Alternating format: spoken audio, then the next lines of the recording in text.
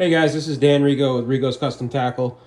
Been seeing a lot of hate for bass fishermen over the last couple of years. People finding soft plastics in togue and trout, and people are going to the docks and seeing stuff on the bottom, or just a lot of sinking plastics, stuff that's kind of litter. I can't say I blame you guys, but the top suggestion's been to make baits illegal, which I don't totally agree with. So I'm going to show you guys something that I do with my baits.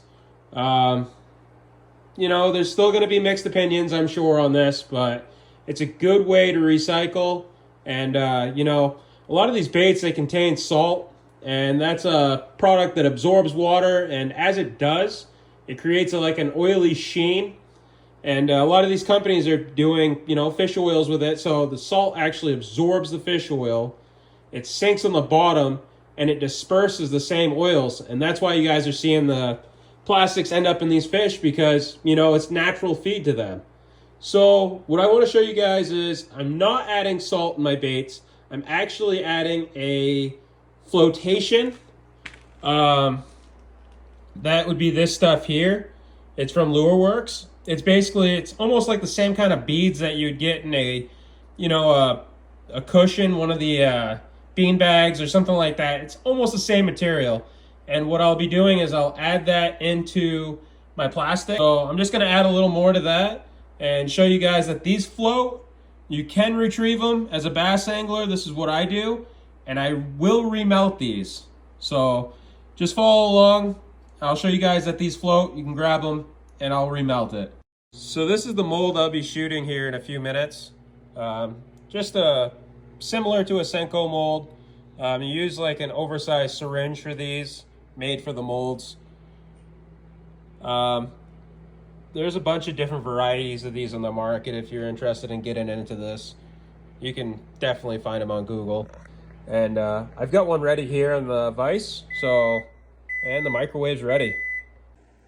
This is my injector I'll be using to shoot the mold. Basically just an oversized syringe, no needle. And I'll show you guys what these baits look like here in a second.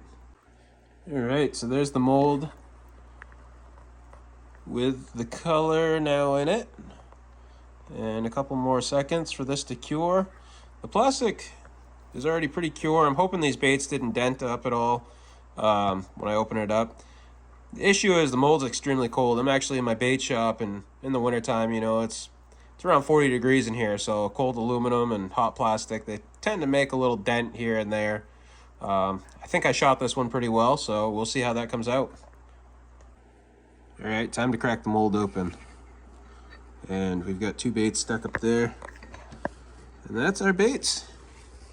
For all you fishermen out there that might like to bass fish, made a nice little worm. And now to put it to the test, we're ripping it off the mold there, nothing fancy. Just want to show you guys. Keep an eye on that. Like I said, I'm in my bait shop.